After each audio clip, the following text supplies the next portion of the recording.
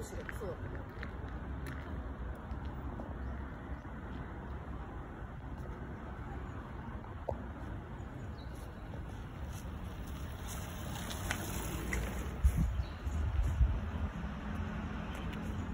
yan guys, ito nga pala yung mga bicycle na pwede nyong i-rent kung gusto niya magbisikleta at tinatamad kayo maglakad. So ayan. So guys, ito ay nagkakahalaga ng 1,650 in one day. So kailangan nyo lang i-scan yung barcode na yan para ma-rent nyo yung bicycle na yan. So hindi lang yan yung bicycle na pwedeng i-rent nyo, yung Docomo. Product yan ng Docomo. Meron dito product naman ni Hello Cycling. So si Hello Cycling, ito naman yung yung barcode niya. So pwede nyo i-scan yan. So ang payment kasi nito guys, pwedeng credit card or Pasumo. Yan yung ginagamit sa train card. So napakadali lang nito guys, i-scan nyo lang siya. Then napakadali lang sundan nito kasi ayan no, may instruction siya na English. Register nyo lang, then touch, then return. 1, 2, 3 steps lang yan. Kaya madali lang siya sundan guys. So hindi na namin kailangan magrenta niyan.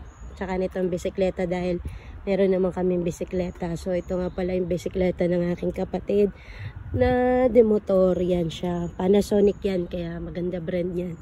So guys, I recommend Panasonic ang bilihin nyo na bicycle kasi napakatibay niya, made in Japan. So lahat ng parts nito available dito sa Japan, hindi mahirap hanapin, tsaka matibay, very high quality. So ito yung isa niyang bicycle na I think this is 3 years ago na wala siyang motor. So hindi siya katulad nito na madali lang siyang ipedal, na isang padjak mo lang para ka na lumilipad. Yan. So ito naman yung bicycle ni Ate Cecil, yung kulay blue. Yan, pareho kami ng bisikleta na wala siyang motor. So guys, ito na yung garden. Simulan natin siya sa dulo. So itutur ko kayo. So dito kami nag-entrance kanina. Dito kami pumasok. So dito natin isa-isahin yung video. So guys, katatapos lang ng winter. So spring, nasa spring tayo ngayon, kaya nagsisibol na ang mga bulaklak na napakaganda. Like tulips, susunod na dyan yung mga roses. Sa ibang lugar may roses na umusbong, sumibol. So ito yung mga pangalan guys ng mga bulaklak na nakatanim dyan. May mga pangalan yan dyan guys. So nandito na yung mga pangalan nila. So hindi na natin kailangan i-search pa sa Google kung ano yan. So katulad nito, yan siya, si Enchanted Evening. Yan, napakaganda ni Enchanted Evening. Ito naman si Lera Shan. So ayan si Lera Shan. Ito naman sina Rose Synergic. Yan, Synergic. Diba? So family rin pala ng rose itong bulaklak na yan. Ito ay si Blue Shinoburedo. Tama ba ako? Shinoburedo. Ayaw ko, ganun yung basa ko. Kung tama ba yung basa ko sa hiragana na yun. Tapos ito guys, ito yung Lespoir. Yan, siya yung Lespoir. Ito naman yung Blue Light. Kasi nag-iilaw po yan sa gabi. Violet Perfume. Hindi pa po siya umisbong, nakasarado pa po. Ayan po, nakasarado pa yung mga ano niya. Hindi pa siya umuusbong. So ito naman yung Silver Shadows. Shinoburedo. Ayan, yung Shinoburedo. Diba may mga, so bawat mga flowers dito may mga scientific name. Belladonna. Ang cute naman ng name niya. Ito si Mami Blue. So guys, ito naman si La Parisienne. Yan naman si La Parisienne. Napakaganda niya, diba guys? Kasing ganda ko po yan. Charot. Ito naman si Molinix. 1993. Ito si William Morris. Yan. Ito naman ay si Thumbs Up. Thumbs Up daw yan. So, ito naman si Spring Corsage. Spring Corsage. Galing nyo guys, may mga pangalan. Solero. Siya daw si Solero. Scheherazade. Hirap naman ang mga basahin ng mga scientific name na to. Pat Austin. Oh, siya daw si Pat Austin. Si Teasing Georgia. Almadine Chanel. O, diba? Kakaibang mga pangalan. Unique. Ito naman si La Marie. O, diba? La Marie. Muy bien.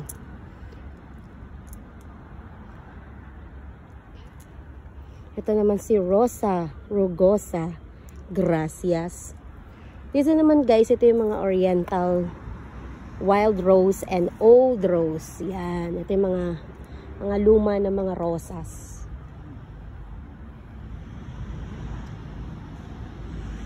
Ito guys yung Old Blush. Napakadami guys. Ito si Cocktail. Hindi ko alam kung bakit naging cocktail yan. Siguro malalasing tayo pag yan ang ating tinitigan. Ito naman si Brilliant Pink Iceberg. Ang dami pangalan guys. Ito naman si Slasters Crimson China. Oh, made in China daw siya. Sharirit. Ito naman si Albertine. Good luck sa aking pollen dahil meron po akong pollen allergy. Sana hindi ako magka-pollen kasi tapos na ang pollen season dito sa Japan. So ito naman si Pierre de Ronsard. Ang kikita mga pangalan nila, may goodness, may gaulish. Ito naman si Cornelia. So yun si Cornelia.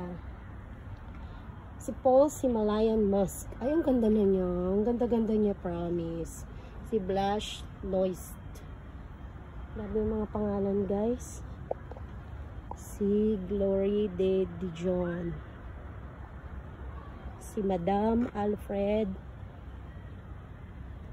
Ewan ko sa'yo, bahala ka sa buhay mo. Sana magbasa guys. Ito si Knockout. Mana-knockout ka talaga. Siguro isang tumba ka lang dyan.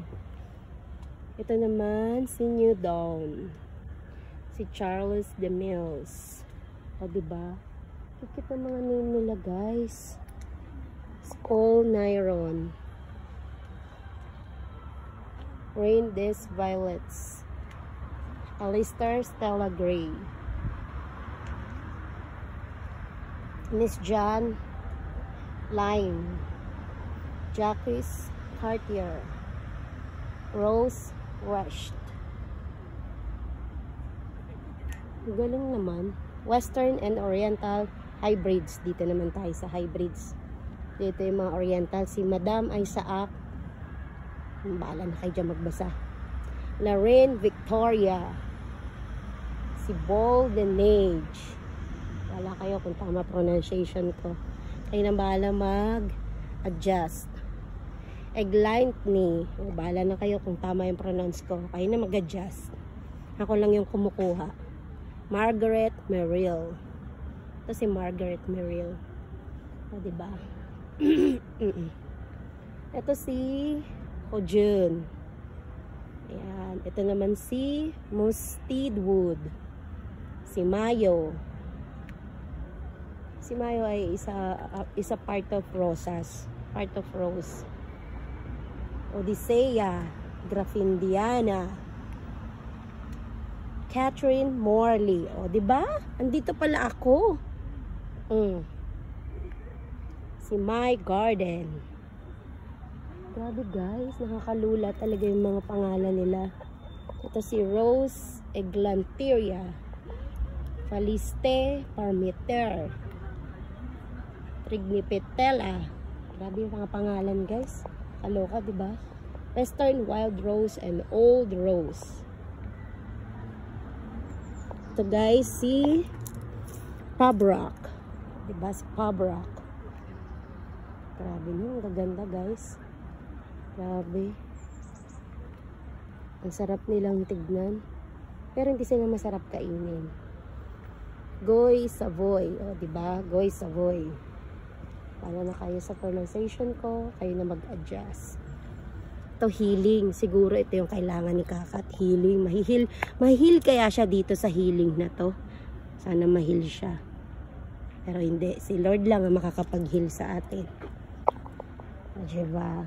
So, ito yung sakura na wala na. Naging ano siya. Mumuji ba tawag dyan? Mumuji tree. Ganda ng Mumuji, diba? Lapit pa natin si Mumuji. Tapos ito naman si tulips. Napakaganda nila guys. Awan ko kung tulips tawag dito guys. Pero pagkakalam ko tulips to eh. Kasi ayan siya sa Japanese eh. So hindi ko siya gaano mabasa kasi nalilito ko sa katakana pa.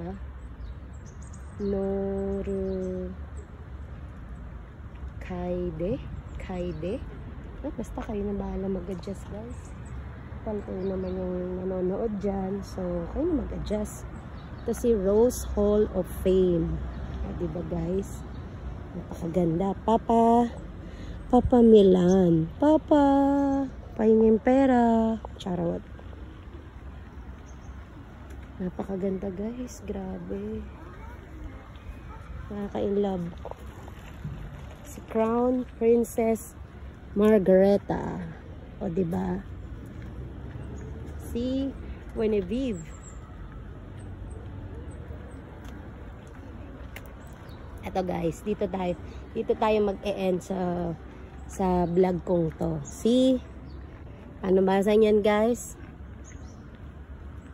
Myra E. Tama ba? Kayo na bahala mag-adjust guys. Si Madam Figaro. So guys, bahala na kayo mag-adjust kung ano nyo i-pronounce yan. Basta ako, Myra E. Mag-Myra E tayo. Ganda guys, no? Grabe. Sobrang ganda. So hanggang dito na lang guys. Dito na po magtatapos ang ating longest vlog. Thank you for watching and God bless. God bless you all.